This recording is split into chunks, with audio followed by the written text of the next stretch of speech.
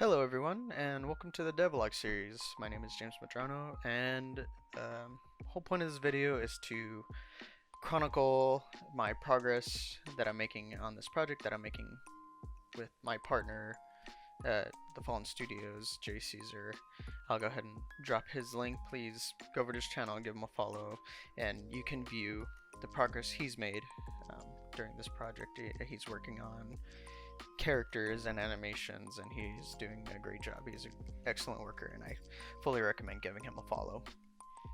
Um, so yeah, as I said, the whole point of this video is to document the challenges and changes I'm working on in our game, the mechanics and the systems that my portion of the project. So the whole game that we're working on is supposed to be an action adventure beat 'em up inspired by Sifu and old 2D, 2.5D side scroller beat 'em ups. I think Teenage Mutant Ninja Turtles, Double Dragon Neon, that kind of thing where there's waves of enemies, the player's fighting through them, they're ultimately trying to reach a boss at the end of the level. Save the damsel in distress. In our case, our main character, who currently named Tony Fu, is a block of tofu who believes that being consumed is the ultimate path to enlightenment, and he won't let anything stand in his way of reaching his goal. The characters he meets along the way, he runs into enemies that don't share that same vision that he does. They're forgotten scraps, they're leftovers, they're things that would otherwise get thrown away, kind of discarded in the back of our pantries, in the back of our fridges, things that have been just sitting out for way too long. Their goal is to overthrow the humans and kind of take revenge for being discarded, for being forgotten. So I am working on the AI system and trying to get that all set up and fleshed out, and Jay is working on like I said, the character model, the animations, the combat system is his child, and that's what he's working on. As I said, the inspiration for it heavily came from Sifu.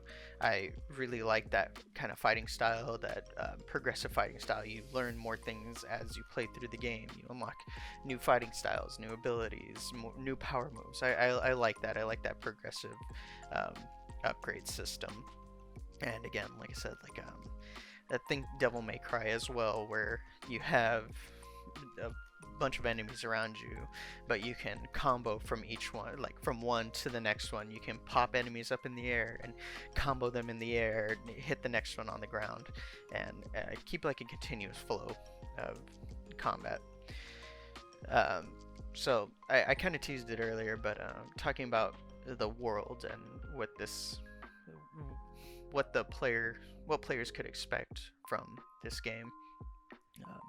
Like as I said, the player character is block of tofu, so the whole thing is that this is supposed to be a fresh take on food fight, a literal take on food fight. So we would have a good basis, a starting point, if you will, for the game would be the player character starts inside the fridge, and he starts seeing this uprising happen with the leftovers around him, and he doesn't want to be a part of that. He needs to save the human race, not because he loves them or anything like that. His motivations are purely his own, purely this goal to achieve enlightenment, to attain enlightenment. So most of the food in our first level would be they'd be slow zombie-like leftovers, like real moldy food that not a lot of health, just slow moving, numerous, kind of easy to defeat enemies. I don't want to just immediately toss players into this fast-paced world where expecting them to understand the mechanics and the system. So gradual introduction to those things. As they work their way through, they find the hordes of grapes, like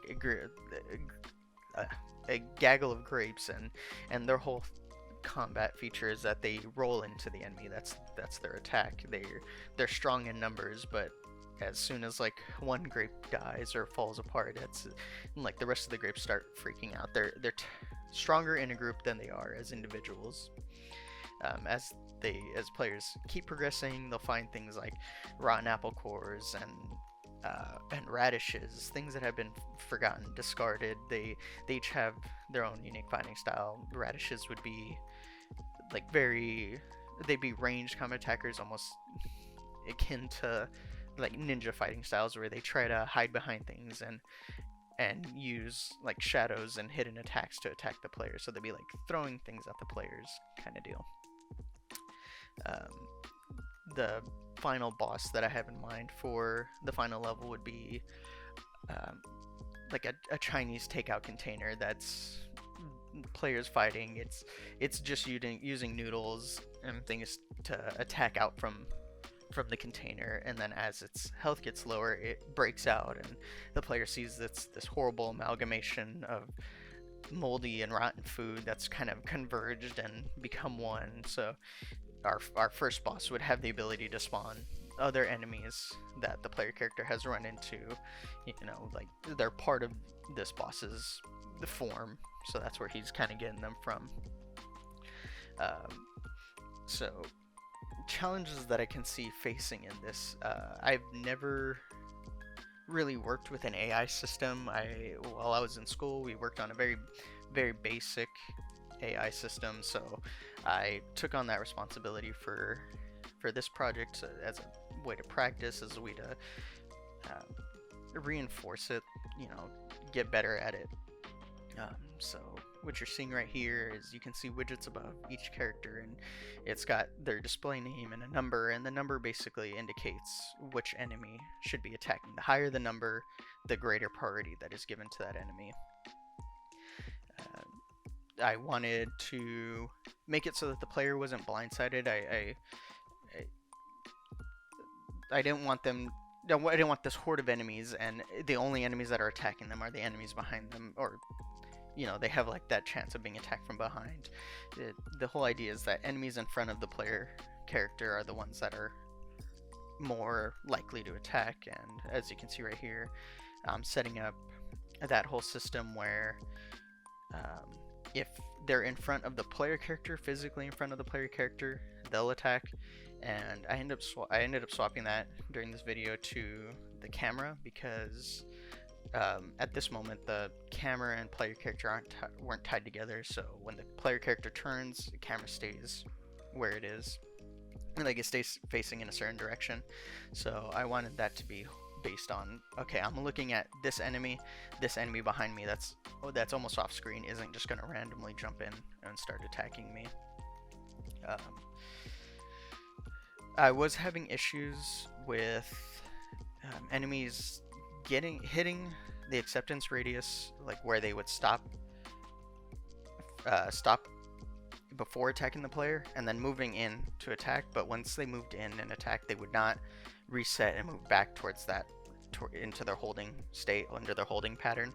They would just stay right next to the player character and basically keep attacking, not continuously, but like they'd attack, they'd wait a second, they'd attack again, and that isn't really what I wanted. That wasn't how I saw this whole thing working.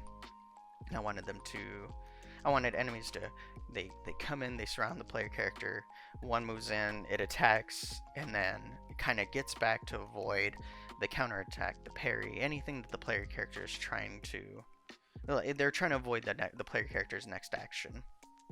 And like I said, I was having an issue where enemies would run straight up, they'd run up to the player character, attack them, and then just stay right there, and then the next enemy was having an issue where they're running into the enemy in front of them because they're trying to get to the player character.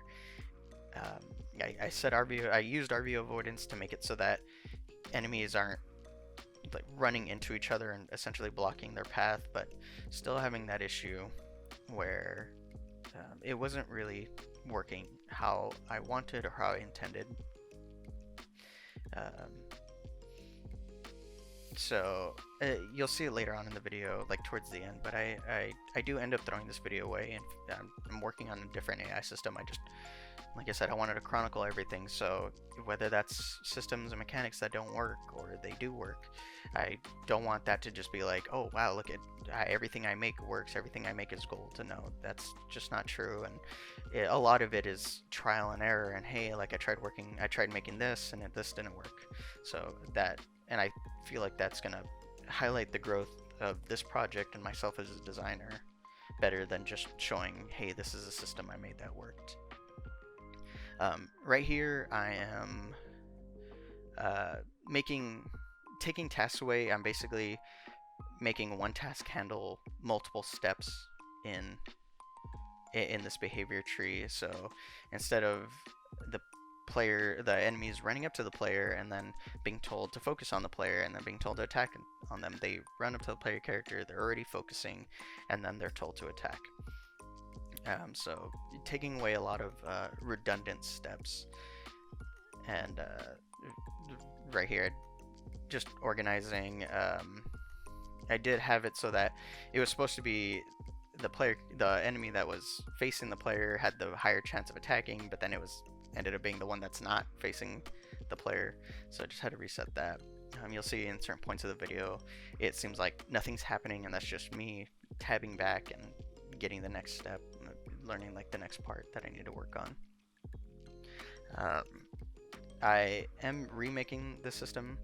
I am trying to make it a little more modular, create a better flow for it. So I remaking the blackboard, remaking the behavior tree, remaking enemy class, so that I can have an enemy class, a base enemy class, and then all the children can feed off of that. This will give us the ability to have melee enemies and ranged enemies and magic-based enemies, if that's what we so please to go forward with.